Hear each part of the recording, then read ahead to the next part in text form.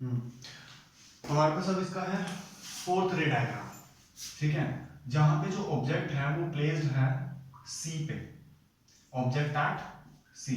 Clear है सब? ठीक है। अब यहां पे देखते हैं, ये होता है सी, ये होता है प्रिंसिपल फोकस, ये होता है हमारा पोल। क्लियर? पहले हम लोग ऑब्जेक्ट को कहां प्लेस करेंगे? सी पे। कहां प्लेस करने वाले हैं? सी पे प्लेस करने वाले हैं उसको। जब हम उसको सी पे ऑब्जेक्ट ड्रॉ कर देंगे यहाँ पे, उसके बाद हमारा सेकंड स्टेप क्या होगा? सेकंड स्टेप तो हमेशा मैंने आपको बताया है, कुछ और हो या ना हो, मतलब कोई और रूल हो या ना हो यूज, आपका फर्स्ट यूज तो इस वाले रूल का होगा ही होगा, दैट कि एक ऑब्जेक्ट से जो फर्स्ट रे जाएगी उसके हेड से, दैट शुड बोलना गलत है वैसे तो, मतलब कि लैंग्वेज में गलत है, अदरवाइज होगा यूज वही। ठीक है, फर्स्ट वही यूज होगा। क्या होगा? पैरेलल टू प्रिंसिपल एक्सिस वो रे जाएगी ही जाएगी from the head of that object. Clear? यहां से सेकंड स्टेप में पैरेलल टू प्रिंसिपल एक्सिस चला गया। If a ray is parallel to principal axis that converge at focus, तो ये कहां कन्वर्ज हो जाएगा? फोकस पे। अब बात ये है कि हम लोग अभी तक जितने भी डायग्राम बना के आए, वहां पे हम लोग क्या करते थे? एक कर्वेचर से लेके जाते थे, ठीक है, लेकिन यहाँ पे क्या है, अपने को दिक्कत आ रही है कि ये तो खुद कर्वेचर पे है ना, तो मैं इसको इससे कैसे कट करवाऊं और वहां लेके जाऊं? तो हम लोगों के पास 3 और रूल्स हैं अभी। 3 कैसे बोल सकते हैं? एक इसमें चला गया, एक कर्वेचर वाला तो यहाँ पे यूज हो नहीं सकता, तो इसके अलावा भी 2 रूल्स हमारे पास हैं। ठीक है, अच्छा ये वाला रूल हम लोग लगा लेते हैं। कौन सा वाला? जो मैंने अभी लगाया है यहाँ पे, कि अगर कोई रे कर्वेचर को कट करती है, सॉरी अगर कोई रे फोकस को कट करती है, तो वो कैसी जाएगी? पैरेलल टू प्रिंसिपल एक्सिस जाएगी। ठीक है, पहले ये वाला देख लो, उसके बाद मैं आपको एक और बताऊंगा कि एक और रूल से इसको हम लोग कर सकते हैं। लेकिन इससे क्यों कर रहे हैं? क्योंकि इससे देखो, डायग्राम बनाने से अपने को मतलब है, मतलब कि इमेज बनाने से मतलब है। रूल कोई भी आप लगा लो, लेकिन रूल सही होना चाहिए। आप जो रूल यूज कर रहे हो that should be correct, otherwise आप कोई भी रूल लगाओ, डजंट मैटर। इसमें सेकंड स्टेप हो गया, अपने को समझ आ गया। फर्स्ट ये था ऑब्जेक्ट ड्रॉ करना, सेकंड वहां से जो उसके हेड से जो रे निकलेगी पैरेलल टू प्रिंसिपल एक्सिस निकालेंगे first, and then converge at focus. ठीक है, थर्ड स्टेप में कन्वर्ज हो गया फोकस में। फोर्थ स्टेप क्या आएगा इसका? कि इसके हेड से हम लोग फोकस को कट करते हुए एक रे लेके जाएंगे, फोर्थ। ठीक है, और उसके बाद वो फोकस से अगर कट कर रही होगी कोई रे, तो कैसे जाएगी? Parallel to principal axis. Fifth step में क्या जाएगी? Parallel to principal axis. और जब हम लोग देखते हैं ये वाली रे और ये रिफ्लेक्टेड रे, ये भी ऑब्वियसली रिफ्लेक्टेड रे है, मिरर से रिफ्लेक्ट हुई है, ये भी रिफ्लेक्टेड रे है, और ये दोनों कौन सी हैं? इंसिडेंट है, याद रखना। और ये दोनों वैसे कौन सी हैं? रिफ्लेक्टेड रेज हैं। अब दोनों जो रिफ्लेक्टेड रेज जब मिलेंगी एक जगह, ठीक है, ये रिफ्लेक्टेड है, ये रिफ्लेक्टेड है, सॉरी ये रिफ्लेक्टेड है, ठीक है, और ये रिफ्लेक्टेड है, ये इंसिडेंट है और ये इंसिडेंट है। एक बार क्लैरिफाई कर लेना इस चीज को भी, ठीक है, देख लेना है। अब जहां 2 रिफ्लेक्टेड रे मिलेंगी, मीट करेंगी, एक आ रही है और एक आ रही है, जहां पे मीट करेंगी वहां पे क्या बन जाएगा? इमेज। और यहां पे इस केस में इमेज कहां बन रहा है? सेम कर्वेचर पे। ठीक है, अगर आप इसको अपनी कॉपी में बनाओगे या जो भी अपने पेजेस पे बनाओगे, तो आपको ये समझ आएगी कि अगर आपने ऊपर 1.5 सेंटीमीटर की हाइट का ऑब्जेक्ट लिया है, तो आपके पास जो इमेज आएगी वो भी 1.5 सेंटीमीटर ही आएगी। इसका मतलब क्या है? इसका मतलब यह है कि हमने जो ऑब्जेक्ट लिया और जो इमेज बना, उन दोनों का साइज सेम है। क्लियर है? तो हम लोग वही 3 का लिखते हैं, कैसी है, कहां है। ठीक है, फर्स्ट कहां है, बताओ कहां है? कहां बनी है? कर्वेचर पे, लिख दो कर्वेचर बनी है। कैसे लिखेंगे? Eight curvature. सेकंड कैसी है? ठीक है, कैसी है? कैसी का मतलब क्या पूछ रहा है? हालचाल नहीं पूछ रहा उसका, पूछ रहा है उसका नेचर कैसा है, बताओ ना, किस नेचर की है वो? नीचे बनी है। अगर मिरर के अंदर बनती तो हम लोग उसको क्या बोलते हैं? Virtual erect. मिरर के बाहर बन रही है, ऑब्वियसली हम लोगों को यहाँ पे कोई ना कोई अपना स्क्रीन रखनी पड़ेगी। अगर यहाँ कोई स्क्रीन रखते हैं हम लोग, तो स्क्रीन पे जो इमेज बनती है वो कैसी बनती है? रियल। और ध्यान से देखोगे तो अपसाइड डाउन बन रही है ये, ठीक है, रियल एंड इन्वर्टेड, ठीक है। अब तीसरा का कितनी है, कितनी बनी है, बड़ी बनी है, छोटी बनी है, कैसी बनी है सर, सेम साइज बनी है, तो लिख दो सेम साइज, ठीक है, ना ही डिमिनिश आएगा और ना ही एनलार्ज आएगा। क्लियर हो गया ये डायग्राम? कोई दिक्कत है तो फिर से एक बार अपनी वीडियो को रोक के दोबारा से देख लेना। क्लियर? अच्छा, एक चीज हम लोगों को भूल गए इसके अंदर, नेमिंग करना है इसका। पहले ऑब्जेक्ट नेम करेंगे A B, then image A dash B dash, और उसके बाद पी क्यू आर, जो अपना नाम रखता है रख लो, जो भी रखना है, ठीक है। Let's say Q R S T U whatever you want to say, ठीक है, डन। अब हमारे पास फिफ्थ रे डायग्राम है इसका, ठीक है, जिसके अंदर ऑब्जेक्ट जो है वो बियॉन्ड सी है, मतलब कि सी से पीछे, ठीक है। वंस अगेन मैंने इसको 1.5 सेंटीमीटर का बना दिया है, और इनके बीच की गैप जो है आपके हिसाब से बता रहा हूँ, बोर्ड के हिसाब से नहीं बता रहा मैं, ठीक है। ऑब्वियसली बोर्ड वाला कॉपी और कॉपी वाला बोर्ड में नहीं बन सकता, तो आपका यहाँ पे अप्रोक्सीमेटली 3 सेंटीमीटर का आपने गैप लेना है। मैंने कितना लिया है डजंट मैटर, आपने उतना ही लेना है, ठीक है, क्योंकि यहाँ पे तो वो 3 सेंटीमीटर वाला आपको दिखेगा ही, और ये कितना लेना है आपने 1.5 सेंटीमीटर, ठीक है।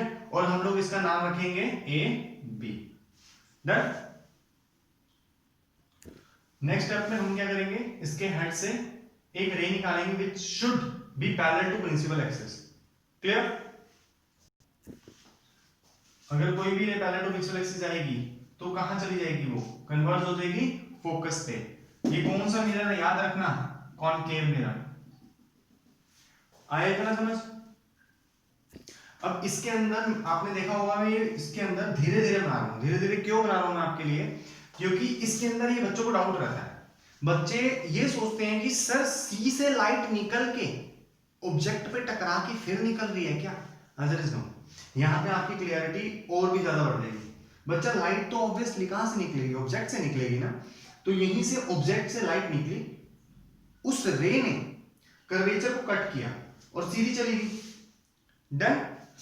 अब अगर ये सीधी चली गई तो ये वापस भी आएगी और इसी पाथवे से आएगी वापस। जब ये इसी पाथवे से वापस आएगी तो ये तो इंसिडेंट रे थी, ये वाली रिफ्लेक्टेड रे के साथ ये वाली रिफ्लेक्टेड रे जब क्या हो जाएगी, मैच हो जाएगी, या ये कह सकते हैं हम लोगों को यहाँ पे ये दोनों जब कन्वर्ज होंगे एक दूसरे के साथ, जब दो रिफ्लेक्टेड रे कन्वर्ज होती है तो क्या बना देंगी, इमेज, डन। तो हम लोग यहाँ पे क्या कर देंगे, एक इमेज ड्रॉ कर देंगे। क्लियर होता हो, ये रहेगी ऐसे, डन। क्लियर है? अब आगे देखो, अब हमने क्या करना है, इसका नेमिंग तो कर दी थी हमने ऑब्जेक्ट की, अब रेस की नेमिंग करनी है हमने। वंस अगेन कुछ भी रैंडम डालना है, बस वो वाले वर्ड्स मत डालना, अब हम लोगों ने पहले यूज करे उन्होंने पहले। क्लियर? अब यहाँ पे क्या डालेंगे हम लोग, क्यू डाल लो, आर डाल लो, एस डाल लो, टी डाल लो, एन डाल लो। क्लियर? और हम लोग क्या करेंगे, इनका भी नाम देंगे, ए डैश अपसाइड डाउन है, बी डैश। इतना क्लियर? और देखो यहां पे कहां है, कैसी है, कितनी है, डन। अच्छा, आप लोगों ने तीनों लिख के नहीं आना, या आपके याद के लिए मैं बता रहा हूं, समझ आ रही है? बताओ कहां बनी है फिर ये, ध्यान से देखो, दिख जाएगी कहां बनी है। इमेज कहां बनी है जी, यहां बनी है सर, लेकिन इसको कैसे बताएंगे यहां बनी है, ये थोड़ा लिखेंगे यहां बनी है। किसके बीच में, एफ एंड सी के बीच में, तो क्या लिखोगे, between F and C. Clear? अगला, कैसी बनी है बच्चा, अंदर तो नहीं बनी, अंदर बनती तो क्या होती, वर्चुअल, इधर बनी है तो कैसी होगी, स्क्रीन पे बनेगी सर, तो कैसे बोलेंगे, रियल। और अपसाइड डाउन है, देन इन्वर्टेड। क्लियर? कितनी बनी है, ध्यान से देखो, दूर से दिखेगी, छोटी बनी है या बड़ी बनी है, छोटी बनी है, तो क्या लिखेंगे, डिमिनिश्ड।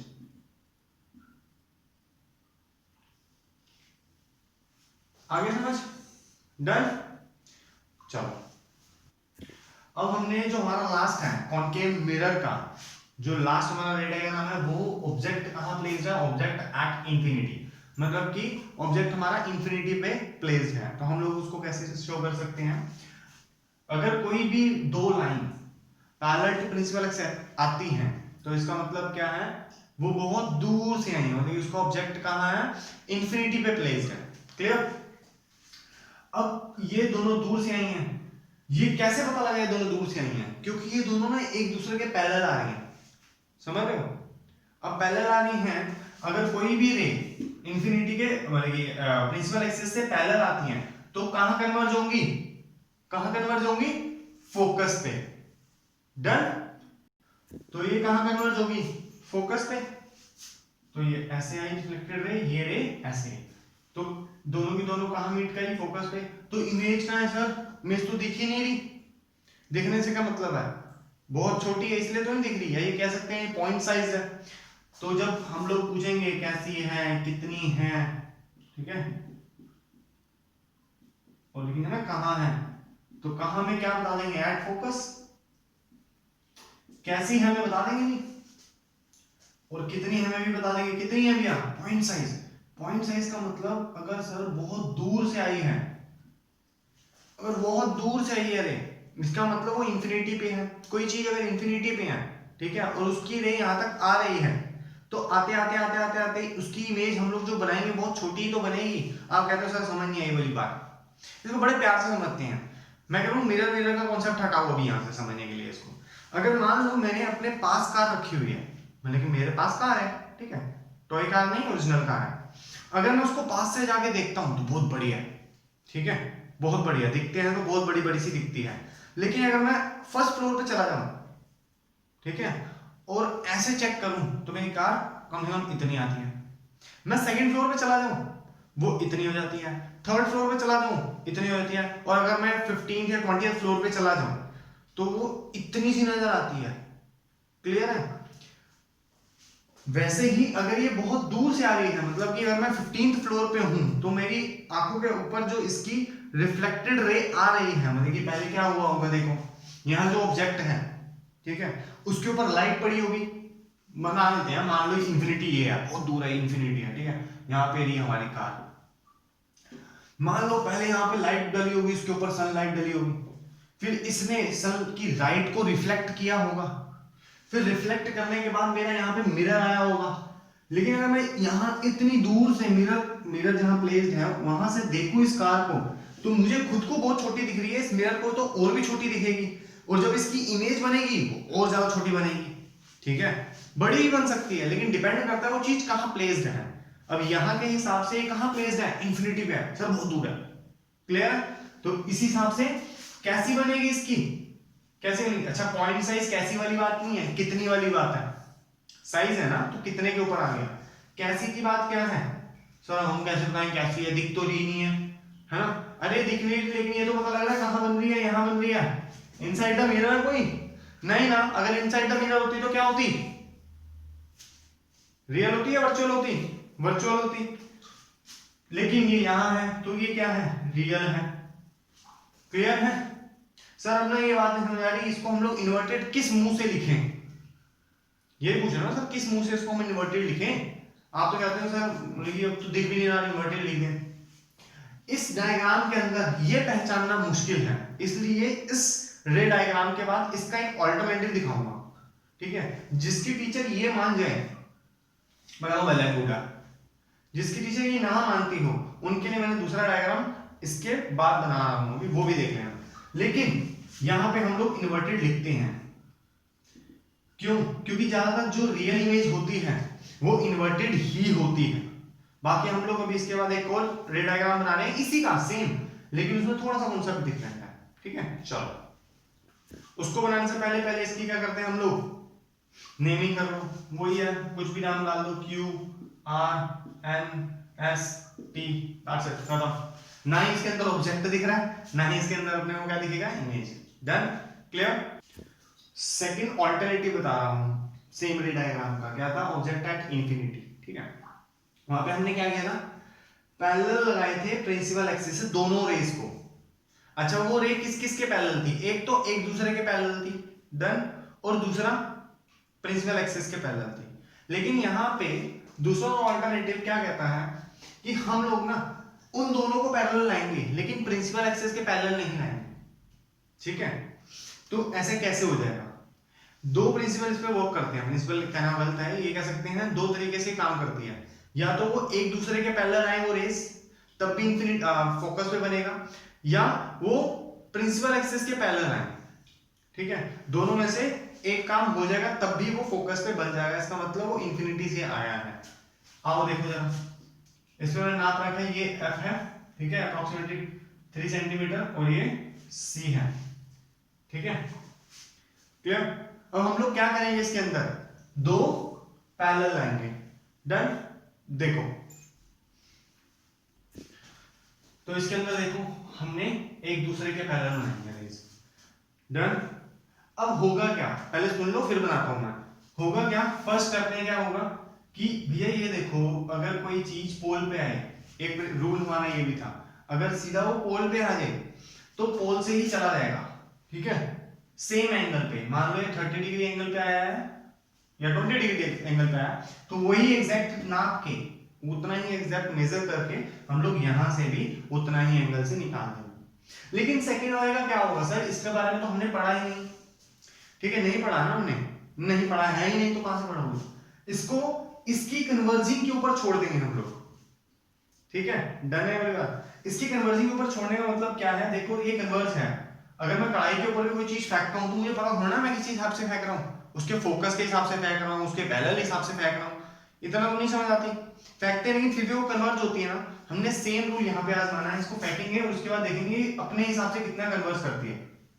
ठीक है, कन्वर्ज तो ही करेगी अपने वही समझ आ रही है, तो बस नॉर्मली किसी भी एंगल पे हम लोग उसको कन्वर्ज कर देंगे। डन? ये कैसे गई, 30 डिग्री से निकलेगी भी कैसे, 30 डिग्री से। ठीक है, डन? और जो ये आया उसको किसी भी एंगल से हम लोग कन्वर्ज कर देंगे। अच्छा, किसी भी एंगल से करेंगे, लेकिन ध्यान से सुनो, अगर इसके ऊपर कोई रूल लगता है तो उस रूल के एप्लीकेशन हम लोग पूरी करेंगे, लेकिन यहाँ पे ध्यान से देखो कोई भी रूल नहीं लगता, तो किसी भी एंगल से करेंगे, लेकिन ये ध्यान रखेंगे कि ये फोकस को कट ना करता हुआ है। सर क्यों ना करें बच्चा, फोकस को कट कौन करता है, जो प्रिंसिपल एक्सिस के पैरेलल आता है। क्या ये प्रिंसिपल एक्सिस के पैरेलल है? Answer is no. तो हम लोग उसको फोकस से कन्वर्ज नहीं करवा सकते और कहीं से भी कन्वर्ज कराएंगे। क्लियर है? अब ध्यान से देखो आगे, इसका पहले तो नेमिंग कर लो, जो हर बार भूल जाते हैं। अच्छा, ये ऑब्जेक्ट तो दिखेंगे अपने को, क्यों सर, बहुत दूर है, इंफिनिटी से है ना वो। यहां देखो ये क्या होगा, इसका image a dash b dash, और यहाँ पे हमने क्या करना है, q r n, ये तो p है ना इसका नाम, इसका t रख दो, इसका s रख दो, इसका l रख दो, रिपीटेशन नहीं होनी चाहिए, दैट्स इट।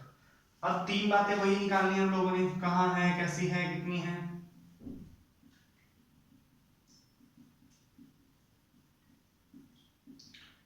आओ देखो कहाँ बनी है सर जी, फोकस पे लिख दो फिर। ठीक है, डन? कैसी बनी है? अच्छा, यहाँ पे आप लोग मुझे नहीं कह सकते सर वो इन्वर्टेड वाली बात आप समझ नहीं आ रही, देखो क्लियर है। लेकिन मैंने ये पहले क्यों नहीं बनाया, क्योंकि बहुत सारे टीचर को मान जाती हैं, और एक्चुअली वो सही है, मानने वाली क्या होता है, टीचर क्या मानेंगे, एग्जैक्ट है, कोई दिक्कत नहीं। लेकिन इसके अंदर एक्यूरेसी ना 110% चलती है। क्लियर है? और उस एक्यूरेसी के लिए अपने को यहाँ 30 डिग्री नापना पड़ जाता है।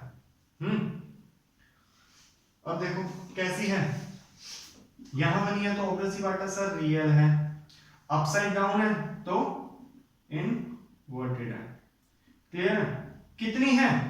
अरे ध्यान लगा के देखो, अगर कोई चीज इंफिनिटी से आ रही है तो बहुत बड़ी होगी, तभी तो उसकी इमेज हमारे पास, उसकी रेज आ पा रही है यहाँ पे।